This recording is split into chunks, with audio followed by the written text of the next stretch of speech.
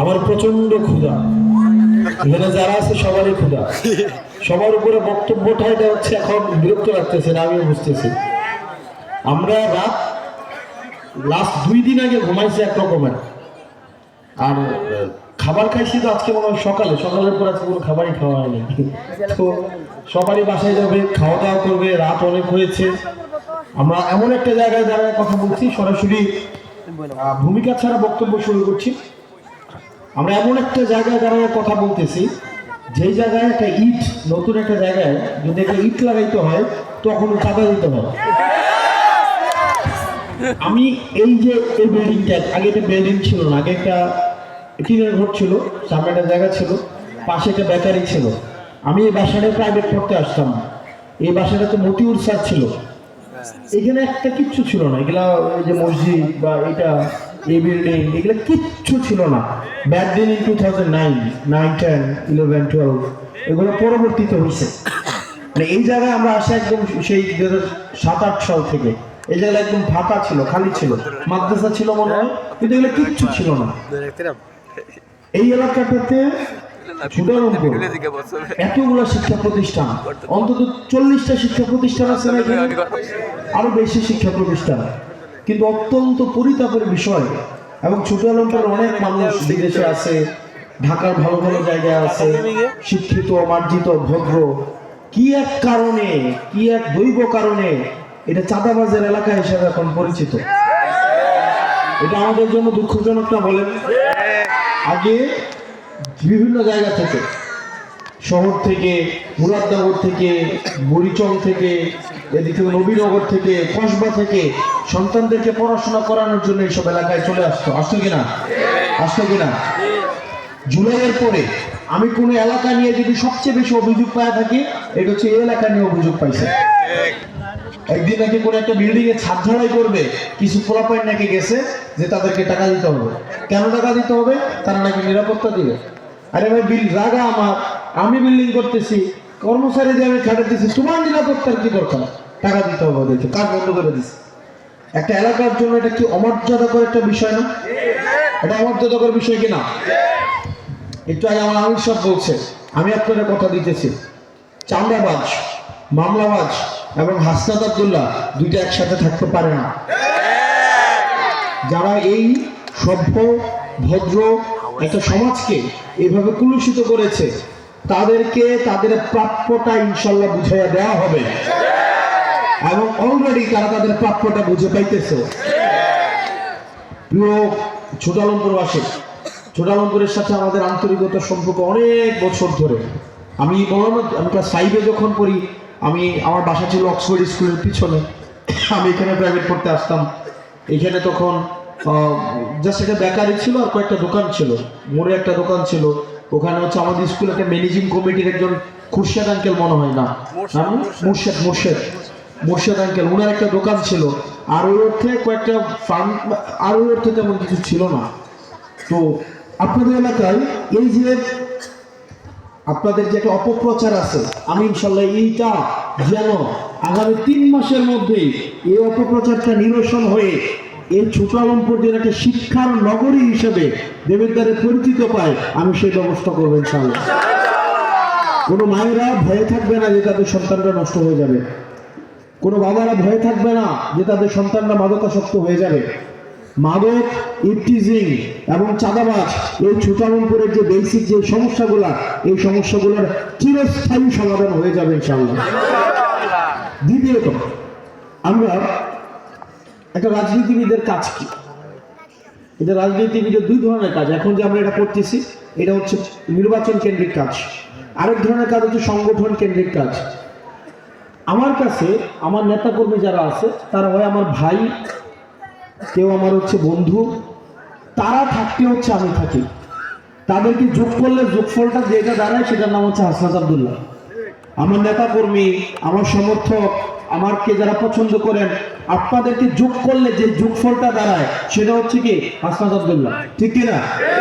আপনাদের ছাড়া কি আমি কিছু?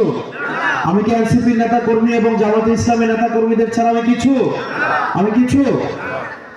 অত্যন্ত পরিতাপের বিষয় আমরা দেখতে পাইলাম এই এলাকাতে সম্মানীয় আমাদের দুইজন মানুষকে মামলা দেওয়ার জন্য নিজের নেতাকর্মীদেরকে নির্দেশ দিতেছে যে যে 1000 টাকা দেবে মিউনিসিপাল কর, তারে পোস্ট দিয়ে রিমনের নামে সুমনের নামে 326 মামলা দেয়। বুঝছো, এই রিমন সুমনরা বছরের পর বছর বিএনপির জন্য সময় দিছে, জীবন যৌবন দিছে, রাস্তার মধ্যে আওয়ামী লীগের সাথে লড়াই করছে, জেল জুলুম খাটে নাই, কিন্তু ভাগ্যের নির্মম পরিহাস, আল্লাহ এমন নেতা কারো কপালে দিও না আল্লাহ, সবাই বলেন আমিন। এরকম জালিম নেতা কারো কপালে দিও না। এই জালিম নেতা থাকাকালীন রাজনীতি করার থেকে রিক্সা চালায় খাওয়া ভালো, ঠিক না? নেতা যদি কর্মীদেরকে চাপ দেয় এই লেখা লিখতে হবে, এই কথা বলতে হবে, 5 লাখ টাকা 5L কি দিব না, কার্ড না কি লাখ, চিন্তা করেন ভিক্ষা করে খাওয়া ভালো না? এর রাজনীতি করার থেকে ভিক্ষা করে খাওয়া ভালো কিনা? চাঁদাবাজি করে যদি রাজনীতি করতে হয় আমাদের কাছে এসে বল, আমরা 100 করে চাঁদা তুলে দিয়া ভিক্ষা করে সংসার চালাই। না পারলে বলতে হবে তো, নাকি বলতে হবে না? আমাদের কাছে ভিক্ষা করে আমরা দিব তো আমাদের কাছে। নিজের নেতা কর্মীদেরকে ফাঁসানোর জন্য আপনার মামলার হচ্ছে রেডি করে দেন। আরে ভাই, আমার নিজের কর্মীকে বাঁচানোর জন্য প্রয়োজনে নিজের জীবন দিয়ে দিতে হবে, নিজের রক্ত দিয়ে দিতে হবে। এইটা হচ্ছে নেতা কর্মীর সম্পর্ক। আর কর্মীর থেকে যদি ফোন দিয়া বলে যে ব্যাংক খোলার দিন 5 লাখ 5 লাখ গাঁজা খায়া ট্যাবলেট খায়া কোনো হুঁশ থাকে না। ডেভিড দ্বারে নির্বাচিত হই বা না হই, সন্ত্রাসের সাথে লড়াই করার জন্য কি নির্বাচনের প্রয়োজন আছে? সন্ত্রাসের সাথে লড়াই করার জন্য নির্বাচনের প্রয়োজন আছে? মাদকাসক্তের বিরুদ্ধে লড়াই করার জন্য নির্বাচনের প্রয়োজন আছে? টেন্ডারবাজের বিরুদ্ধে লড়াই করতে নির্বাচনের প্রয়োজন আছে? এই চাঁদাবাজদের দমন করার জন্য নির্বাচনের প্রয়োজন আছে? আমরা যারা দেবিদ্বারে বড় হয়েছি, দেবিদ্বারের মাটি পানিতে বড় হয়েছি, আপনারা আমার ভাই, আপনি বিএনপি করতে পারেন, জামাত করতে পারেন, কিন্তু দেবিদ্বারের গায়ে যদি একটা আঘাত লাগে সেটা আমাদের গায়ে আঘাত লাগে। কিন্তু যারা দুপুর থেকে উড়ে এসে জুড়ে বসে বাপদাদার পরিচয় দেবিদ্বারে কর্তৃত্ব ফেরানোর চেষ্টা করে, যারা সুসময় এসে দেবিদ্বারে আসে কিন্তু দুঃসময় আসলে পালাই চলে যায়, তাদের দেবিদ্বারের আঘাত তাদেরকে আঘাত করে না। আমরা বলতে চাই সুসময়ের বন্ধুরা, এটা লাস্ট টাইম। দেবিদ্বারকে মাদকাসক্তের আখড়া বানানো যাবে না, কোন নেতা কর্মীর ভাগ্য নিয়ে খেলা যাবে না, চাঁদাবাজি চলবে না, টেন্ডারবাজি চলবে না, একদম জিরো টলারেন্স। হাসিনার হইতে পারে 2 টাকার দাম দেয় নাই, 2 টাকার দাম দেয় নাই। যদি আপনি সত্যের পক্ষে থাকেন, আপনি যদি ন্যায়ের পক্ষে থাকেন, কেউ না কেউ আপনার পক্ষে অবশ্যই দাঁড়াবে, কেউ না দাঁড়ালে হাসপাতাল গুলো দাঁড়াবে। চাঁদাবাজদের বিরুদ্ধে লড়াই করার জন্য নির্বাচন প্রয়োজন হয় না। আমি এই কথা বলবো না যে নির্বাচনে জিতলে চাঁদাবাজি নির্মূল হবে। এটা আমাদের একটা কন্টিনিউয়াস ফাইট, এটা অব্যাহত থাকবে। এটার জন্য রাজনীতি করা লাগে না। আমি দেবিদ্বারের বাসিন্দা হিসেবে এটার বিরুদ্ধে আমৃত্যু যুদ্ধ ঘোষণা করলাম। আপনারা পাশে থাকবেন না? এই যে মায়েরা এখানে আছেন, আপনারা কি চান আপনাদের সন্তানের জীবনটা নষ্ট হোক? আপনারা স্বপ্ন নিয়ে দেবিদ্বারে আসছেন না?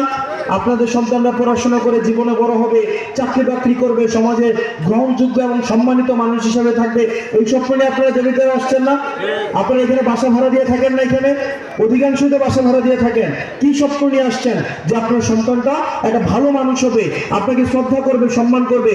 কিন্তু অত্যন্ত পরিতাপের বিষয়, আপনার ছেলেটা যখন মাদকাসক্ত হয় এবং আপনার ছেলেটাকে যখন রাজনৈতিকভাবে ব্যবহার করে, এই সংস্কৃতি আর আমরা দেবিদ্বারে চাই? এই সংস্কৃতি দেবিদ্বারে চাই? আমরা মায়েদেরকে নিয়ে প্রতিবাদ করব।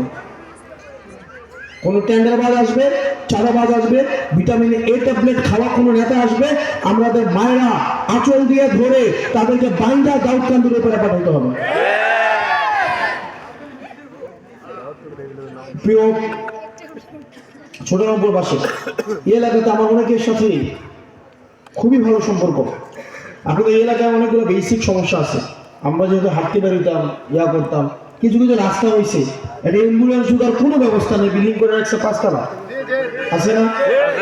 এটাতে ড্রেন নাই, পানি নিষ্কাশনের ব্যবস্থা নাই। এটা যদি একটা আগুন লাগে কেমনে এটা যাবে, ফায়ার সার্ভিসের গাড়ি যাবে, এটা ব্যবস্থা নাই। এটা রুগীকে কেমনে নিয়ে যাবে, অপরিকল্পিত একটা শহর হয়েছে না? আপনাদের এই ড্রেনের সমস্যা, স্যানিটেশন ব্যবস্থা, ইলেকট্রিসিটির সমস্যা, এই সমস্যাগুলো ইনশাআল্লাহ এগুলো সমাধান আমরা করব। তবে আপনারা যেটা কথা কইতেছেন আমি তো কইতেছি, আমি তো আইতেছি, আমি তো নিজেও জানি কোনটা কথা কইবেন। এই যে গ্যাস, এই গ্যাসের সমস্যা আপনার এটা আপাতত সমাধান করা যাবে না। দেবীদের আন্টিরা আপনারা কাপড় উগাইয়া আর পানি সিদ্ধ করিয়া আপনার আগামী 40 বছর গ্যাস নষ্ট করছেন। আমি তো দেখছি মেজার কার্ডি এটা বাঁচানোর জন্য সারাটা রাত এমনও গ্যাস দেখছি আমি 1 মাস ধরেও চলে। এটা অস্বীকার করতে পারবেন? আমরা যারা 2007-8 থেকে আমরা দেখছি, আমরা এই অবস্থায় দেখছি 1 মাস ধরে গ্যাসটা ঝুলে একটু জ্বালা পানি সিদ্ধ করে কাপড় শুকায়। এইটার এখন খেসারত আপনাদেরকে দিতে হবে। গ্যাস এটা হচ্ছে ন্যাচারাল একটা হচ্ছে আমাদের রিসোর্স, এটা আনলিমিটেড না। আর গ্যাস দিয়ে দুইটা জিনিস বানায়। আমি যদি বলতাম গ্যাসের সমস্যার সমাধান করে দেব, আপনি খুশি হইতেন না? খুশি হইতেন তো? কিন্তু এটা মিথ্যা কথা বলা হবে। আপনি আজকে কথা বললাম, বাসায় গেলেন, একটু আনন্দ পেলেন, ভোট দিলেন, নির্বাচিত হইলাম, 2 মাস পরে যখন দেখবেন গ্যাসের সমস্যার সমাধান হইতেছে না, প্রত্যেক বেলা আনতে যাবেন আর প্রত্যেক বেলায় কেমন গোলামের সাথে মিশা কথা কই আমার কাছে চাইবেন। তো নিজের খায়া বাসে গোলাম বানানোর দরকার আছে? সত্য যেটা সেটাই। আমাদের এই ন্যাচারাল রিসোর্স দিয়ে, গ্যাস দিয়ে আমাদের হচ্ছে আপনার বিদ্যুৎ বানায় এবং সার বানায়। আমাদের এই দুটো জরুরি না রান্না করে খাওয়ার থেকে। এবার বলতে পারেন এলপিজি গ্যাসের দাম, এলপিজি গ্যাসের দাম এটা ইরানের সাথে বা অন্যান্য যে আমাদের যে করে আমদানি করে এই ক্ষেত্রে কিছু জটিলতা তৈরি হয়েছে। আপনার দাম বৃদ্ধি পাইছে, আশা করি এই জিনিসগুলো কমে যাবে। মিথ্যা আশ্বাস দিব না। আর এখন বর্তমানে সোশ্যাল মিডিয়ার যুগ, 1 ঘন্টা আগে কি কইছি, 2 ঘন্টার পরে কি কইছে, এটা যদি না মিলে এরপরে ট্রল করা শুরু হবে। এখানে ইনস্ট্যান্ট ধরে ফেলে যায়। ছোট ছোট বাচ্চারা এসব প্রশ্ন করে। আপনি ওই দিন গতকাল আমি ধামতে গেছি, আমার গাড়ির 3টা বাচ্চা থামাইছে 6-7 বছর বয়স, যে আপনি না কইছিলেন জার্সি দিবেন, জার্সি তো দিলেন না। তো আমি বললাম আমি তো মেয়েদির কাছে টিয়া দিয়ে গেছি, কোন মেয়ে দিবে বলে টিয়া মেরে দিছে। আমার কথা হচ্ছে আমি দেখতেছিলাম বাণীর প্রোগ্রামে সকাল ইয়ার দিকে 9টার দিকে, রাজা মেয়ের প্রোগ্রাম দিকে। আপনি গাড়িতে ছিলেন না? ভাই গাড়িতে ছিল। একদম হাতে বাণী জার্সি করে গেছি, দিতে ওই বই এতে নাহলে কইছি কে আমি। পরে আরেকজনদের দিয়ে ব্যবস্থা করে আসছে। এখন আর ওই আগের মতো হচ্ছে ভোলায়া ভালায়া মিথ্যা কথা বলে এই যুগ আর এখন নাই। এখন আন্টিরা স্মার্ট, আঙ্কেলরা স্মার্ট, মোবাইলে দেখে। ওই দিন গতকাল কোন একটা চায়ের দোকানে আমি হ্যান্ডশেক করতেছি, এক আঙ্কেল বলল তুমি না কালকে ওই শার্টটা কিনতে আসলাম। আমি তো আপনি দেখলেন তো মোবাইলে তো হারা দিনও দেখি। এখন মানুষ অনেক স্মার্ট, এগুলো লুকা ছাপার কিছুই নেই। আমরা আন্টি আপনাদেরকে কথা দিচ্ছি, আমাদের সাধ্যের মধ্যে যে জায়গাগুলো আপনাদের স্যানিটেশন ব্যবস্থা, ড্রেনেজ ব্যবস্থা এবং আপনাদের এলপিজির যে ব্যবস্থা, এই জায়গাগুলোতে এলপিজির দাম যেন সাধ্যের মধ্যে চলে আসে, সেই জায়গাতে আমরা হচ্ছে সচেষ্ট থাকবো ইনশাআল্লাহ। প্রিয় আপনার ছোট প্রবাসী, ধরেন আমরা আপনাদের কাছে 5 বছর দায়বদ্ধ থাকবো, 5 বছর। এখন একদম এক্সাম্পল দেয় একটা, ধরেন আপনারা তো গাছ লাগান তাই না? গাছটা যেদিন বপন করেন ওই দিনই কি গাছ থেকে ফল পান আপনারা? আপনারা লাউয়ের চারা লাগাইছেন নেবো, কেউ সয়ের চারা লাগাইছেন নে লাগাইছেন না? এটা লাগানোর আগে কি করতে হয়? মাটিটাকে বাইন্দা একটা কি করতে হয়, এটার জন্য কি কয়, এটা ঘোড়া বানতে হয় নাকি মুড়া বানতে হয়? হ্যাঁ, মুড়া বানতে হয়। মুড়াটা বাইন্দা পরে বীজটা লাগানো লাগে, 4-5 দিন অপেক্ষা করতে হয়, পরে একটা আগা বার হয়, বাড়ার পরে কি দিতে হয়, একটা সাপোর্ট দিতে হয় না? পানি দিতে হয়, একটু বড় হইলে পরে জাহা দিতে হয়, এরপরে কোন সাদে বাড়াইবেন বা কোন সালে বাড়াইবেন এটা ঠিক করতে হয়, ঠিক কিনা? এটা সেবা যত্ন করতে হয়, সার দিতে হয়, দেওয়ার পরে না আপনি ফলটা পাবেন, ঠিক কিনা? এখন যদি নির্বাচনের আগেও আমি আপনাদের সেবা করতে হয়, আবার নির্বাচনের পরেও আমি আপনাকে সেবা করব কেন? নির্বাচনের আগে কি আমি আপনাকে সেবা করব? আগের রাত থেকে অ্যাডভান্স পাঠিয়ে দিতে হবে? ভোটের দিন কি সিনজি পাঠানো লাগবে, ওটু পাঠানো লাগবে? আগের দিন নির্বাচনের আগেও আমি সেবা করব, পরেও সেবা করব, এটা কি সম্ভব? যদি নির্বাচনের আগে আমি সেবা করি 15 দিন বা 1 দিন, নির্বাচনের পরে 5 বছর আপনি আমাকে সেবা করতে হবে উইথ মানি। রাজি আছেন? রাজি আছেন? আপনারা কি নির্বাচনের আগে 1 দিন সেবা চান নাকি নির্বাচনের পরে 5 বছর সেবা চান? কোনটা ভালো? যদি সেটা চান তাহলে ঘুষ খাওয়া যাবে না। নিজে সচেতন হইতে হবে। আপনি যদি বাসার মধ্যে অপেক্ষা করেন অটু পাঠাইলে ভোট দিতে যাবো, সিনজি পাঠাইলে ভোট দিতে যাবো, এটা কি এটা ঘুষ না? এটা ঘুষ কিনা? আপনি কি ঘুষ খায়া, নিজে ঘুষ খায়া আরেকজনের ঘুষ ধরার কোন নৈতিক অধিকার আছে আপনার? নিজের বিবেককে একবার প্রশ্ন করেন।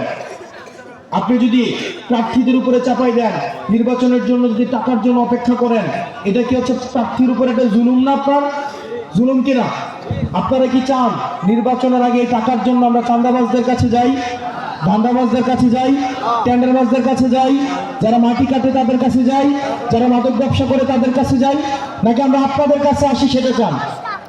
আপনাদের কাছে যদি আসি তাহলে আমরা টাকা দিতে পারবো না, পারবো না, এক পয়সাও খরচ করতে পারবো না, একটা সিনজিও পাঠাইতে পারবো না, একটা অটোও পাঠাইতে পারবো না। আপনি আমার কাছ থেকে 5 বছর যদি সেবা চান, ফল যদি চান, তাহলে বীজকে কি করতে হবে? যত্ন করতে হবে, সার দিতে হবে, জাহা দিতে হবে, সাড়া দিতে হবে, সার দিতে হবে, তারপর আপনি ফলের আশা করতে পারেন, ঠিক কিনা? সেই জন্য আপনি আগামী 5 বছর আমার সেবা চান, তাহলে আপনাকে অবশ্যই এই 12-13 দিন আমার জন্য কাজ করতে হবে। নির্বাচনের আগে আছে কয়দিন? 11 দিন। আপনারা পারবেন না? পারবেন কিনা? 11 দিন আমার জন্য খাটতে পারবেন কিনা? 11 দিন যদি আমার জন্য খাটতে চান, আপনাদের কাজ খুব সিম্পল। বাবু আমি একা মানুষ, আমি 2 পায়ে কত জায়গায় যাবো বলেন? আমি গত 72 ঘন্টায় এমন আমি 3 ঘন্টাও ঘুমাই নাই। আমি গত 48 ঘন্টার মধ্যে মনে আমি 1-2 বেলা খাইছি, তাও রাস্তায় গাড়ির মধ্যে হাঁটার মধ্যে। আমি একা পায়ে যেদিকে যাই একদিকে যাব, বাকি 3 দিক খালি থাকে কিনা? খালি থাকে না? আমার আজকে নির্বাচন, এই নির্বাচনে 116টা কেন্দ্রে নির্বাচন হবে, আমি আসি মাত্র কয়টা কেন্দ্রে? বাকি 115টা খালি কিনা? 115টা কি খালি থাকা যাবে? এটাতে কাজ হইতে হবে কিনা? কাজ যদি হইতে হয় তাহলে আপনাকে আমার দায়িত্বটা নিতে হবে, আপনাকে হাসনাত হয়ে যাইতে হবে। আমি হাসনাত হইলে যেই কাজটা করতাম আপনাকে সেই জায়গায় ওই কাজটা করতে হবে। আপনারা পারবেন কিনা? পারবেন কিনা? আপনারা প্রত্যেক দিন প্রত্যেকজন অন্তত 10টা মানুষকে শাপলা বলির কথা বলবেন। কয়টা? কয়টা? আওয়াজ নাই। কয়টা? আপনারা হাটে বাজারে যান না, কর্মক্ষেত্রে যান না, মসজিদ মাদ্রাসায় যান না, বাসে চলাফেরা করেন না, আপনাদের আত্মীয় স্বজন নাই? 10টা মানুষকে কইতে পারবেন না আপনারা? পারবেন কিনা? সকালে ডায়াবেটিসের 8টা মানুষ বাইরে জায়গা যাই কিনা আপনারা? ওই সময় আপনারা আমার জন্য 2 ঘন্টা একটু হাঁটেন। আপনারা দুপুরে নামাজের পরে একটু হাঁটেন। আপনারা রাতে ঘুমানোর আগে মোবাইলটা নিয়ে একটু বসেন, আত্মীয় স্বজনকে একটু ফোন দেন, জিয়ের বাড়িতে ফোন দেন, ছেলের বাড়িতে ফোন দেন, বাপের বাড়িতে ফোন দেন, শ্বশুর বাড়িতে ফোন দেন, নিজের আত্মীয় স্বজনগুলো খুঁজে বের করেন। ঢাকায় কারা থাকে, চিটাগংয়ে কারা থাকে, রাজশাহীতে কারা থাকে, তাদেরকে বলেন যে একটা এতিম সহায় সম্বলহীন বংশ পরিচয়হীন রাজমিস্ত্রির ছেলে আবার নির্বাচনে দাঁড়াইছে, যার অর্থ নাই সম্পদ নাই, তার পুঁজি হচ্ছে একমাত্র সততা এবং জনতা। আবার তার দায়িত্ব নিছি, আমার সন্তান এবার নির্বাচনে দাঁড়াইছে, তাকে আবার আমরা জিতাই আনতে হবে। আপনারা পারবেন না এটা করতে আমার জন্য? আপনারা পারবেন না করতে? এখানে আপনারা যারা আছেন, কেউ আমার ছোট ভাই, কেউ আমার বড় ভাই, কেউ আমার ফুপি, কেউ আমার চাচি, কেউ আমার ভাই, কেউ আমার বন্ধু, কেউ আমার দাদা। যারা দাদা তার নাতির দায়িত্ব নিতে হবে, যে ভাই তার বড় ভাইয়ের দায়িত্ব নিতে হবে, আন্টিরা আপনার ভাতিজার দায়িত্ব নিতে হবে। আপনারা নিতে পারবেন না? আপনারা প্রত্যেকদিন 10 জনের কাছে যাবেন তো? যাবেন তো 10 জনের কাছে? আমার গুন্ডা পান্ডা নাই, আমার অনেক সম্পদ নাই, আমার ব্যাংক ডাকাতি করার টাকা নাই, আমার ব্যাংক চুরি করে টাকা নিয়ে এসে আমি রবিন হয়ে আপনাদের সেবা করতে আসে নাই, ব্যাংকের 177 কোটি টাকা মাইরা দিয়ে আসে নাই। কালকে দেবিদ্দার এক ব্যাংক মালিক আসছে বিচার নিয়ে, উনার ব্যাংক 33 কোটি টাকা চুরি করে আসে, কালকে আসছে দেবিদ্দার। আমরা প্রোগ্রাম করে খিনাইকান্দির থেকে ওই যে ইয়াতে গেলাম, লাকসামে যাইতেছি, এমন সময় আসছে, আসছে না? এমন সময় আসছে এবং পুরো ডকুমেন্ট নিয়ে 33 কোটি টাকা আজকে 15 বছর ধরে একটা টাকাও কিস্তি দেয়নি। তার আগে ছিল, হিসাব করে দেখলাম, আগে ছিল 140 কোটি আর 33 কোটি, 173 কোটি।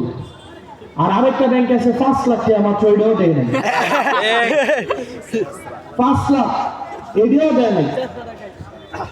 এটা শেষ নাম্বার 1 হোয়াটএভার, আমার ব্যাংক চুরির টাকা নাই।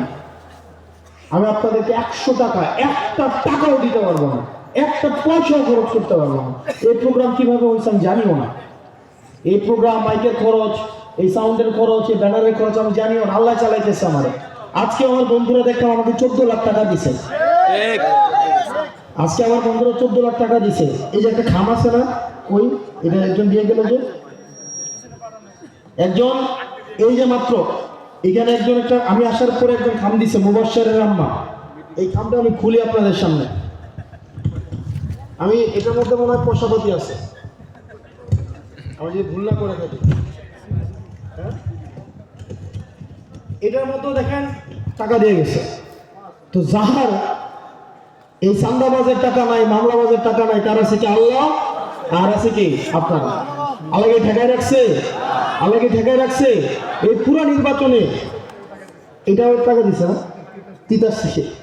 গতকাল হচ্ছে ওই জামাতে আমিরের প্রোগ্রামে গেলাম কুমিল্লা শহরে, একজন 1 লক্ষ টাকার একটা চেক দিয়েছে। তো দেখেন আল্লাহকে ঠেকায় রাখছে বলেন। আমার অক্ষম, আমি পারবো না, এটা আপনাদেরকে বলছি। আপনাদেরকে আমাকে ঠেকায় রাখছেন, আপনারা আমাকে দিতেছেন না। আমার টোটাল নির্বাচন খরচ লাগবে 41 লাখ টাকা, না 40 লাখ টাকা। 50,000 টাকা ব্যাংকে জমা আছে, আর 49 লাখ আর 49 লাখ 50,000 টাকা লাগবে। আমার এই টাকা মনে অনেক উঠে গেছে। আমি কালকে হিসাব করবো এবং টাকাটা ব্যাংকে জমা দিব। আল্লাহ ঠেকায় রাখছে বলেন। না পারলে আমরা মানুষের কাছে বলবো, মানুষের কাছে যাব, এবং আমরা যদি সৎ থাকি তাহলে মানুষই আমাদেরকে হেল্প করবে। ভাই আমি আপনার 5 বছর সেবা করব, আমি আপনাকে 5 বছর খাটবো, আমি আপনাকে 18 ঘন্টা সেবা দিব। আপনি যদি আমার দায়িত্ব না নেন, আমি কিভাবে আপনাদের দায়িত্ব নিব? আপনারা আমার দায়িত্ব নেন, আমি আপনাদের দায়িত্ব নিব। ঠিক কিনা? ঠিক কিনা? আপনারা পুরো দেবিদ্দার মাসে মিলে কি একজনের দায়িত্ব নিতে পারবেন না? আর আমি একা দেবিদ্দারের দায়িত্ব নিব ইনশাআল্লাহ।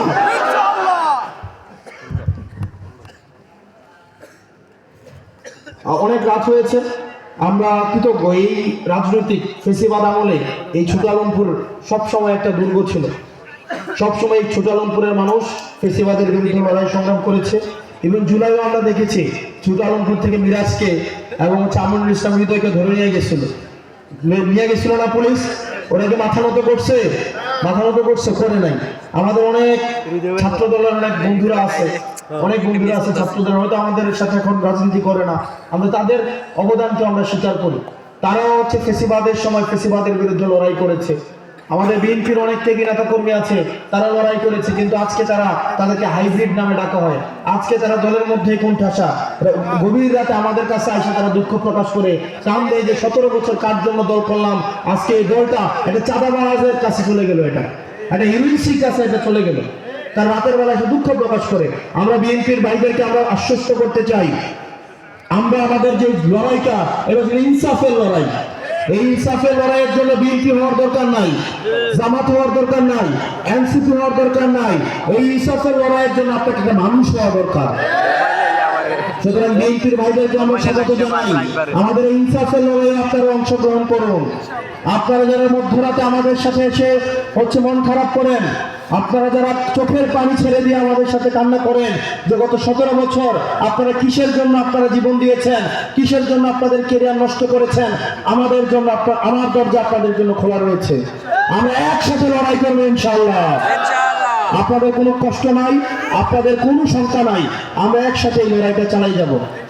আপনি শাপলাকলিতে ভোট দেওয়ার জন্য দল পরিবর্তন করার দরকার নাই, আছে? আছে? আপনি যে দল ইচ্ছা করেন, কিন্তু ভোটটা দিবেন কোথায়? শাপলাকলিতে। আপনারা ভালো থাকবেন, আপনারা সুস্থ থাকবেন। আপনারা প্রত্যেক দিন 10 জন মানুষের কাছে যাবেন। কয়জন? 10টা মানুষ যদি না হয়, খাতা কলমে যদি দেখেন ঘুমানোর আগে 10 জন হয় নাই, দোহাই লাগে আপনারা ঘুমায়েন না। প্রত্যেকদিন 10টা মানুষকে ম্যানেজ করে, 10টা ভোটারকে ম্যানেজ করে আপনারা ঘুমান। আপনি আমার জন্য কাজ করেন এই 12টা দিন, এই 11টা দিন। আমি আপনাকে কথা দিচ্ছি, আগামী 5 বছর আমি আপনার জন্য খাদেম হয়ে থাকবো। শহীদ ভাই আমার জন্য স্যাক্রিফাইস করছে, উনি আমার জন্য স্যাক্রিফাইস করছে। জাহাঙ্গীর আঙ্কেলরা খাটতেছে, শহীদ আঙ্কেলরা খাটতেছে। এই মাসুদ ভাইরা, ওনাদের রাজনীতি করার দরকার আছে, দরকার আছে। বাবু ভাইরা বিদেশ থেকে আসছে, রাজনীতি করার দরকার আছে। আলম ভাইদের রাজনীতি করার দরকার আছে। এখানে অধিকাংশ মানুষই আছে, আপনারা আছেন না যারা রাজনীতি করেন না, শুধুমাত্র আমি নির্বাচন করে বলে আসছেন। যারা এই শুক্র শনিবার অফিস থেকে ছুটি নিয়ে আসছেন, যারা ইউনিভার্সিটি বন্ধ নিয়ে আসছেন, এরকম আছেন না যারা বিদেশ থেকে শুধু ভোট করার জন্য আসছেন? আসেন না আপনারা? এই মানুষগুলোর কাছে আমাদের ঋণ আছে, দায়ভার আছে। আমরা একসাথে মিলে এই দেবিদ্বারটাকে পরিবর্তন করবো ইনশাআল্লাহ। দেবিদ্বারের কোনো মার্কা আছে? সুদানপুরে কোনো মার্কা আছে? ইনসাফের কোনো মার্কা আছে? সংসদের কোনো মার্কা যাবে? এই সেই মার্কা। হাতের তালে সবাই একসাথে হাতের তালে হাতের তালে আবার জুড়ে জিততে হবে সংসদে, আবার যাবে জিততে হবে, জিততে হবে সংসদে, সরকারে আবার যাবে জিততে হবে। ইনকিলাব ইনকিলাব প্রশ্ন সংগ্রাম দাঁড়িয়ে রাজপথ। ভালো থাকবেন, সুস্থ থাকবেন। একটা মাদকমুক্ত ছোটামন করে ইনশাআল্লাহ 12 তারিখের পরে দেখা হবে। আসসালামু আলাইকুম ওয়া রাহমাতুল্লাহ।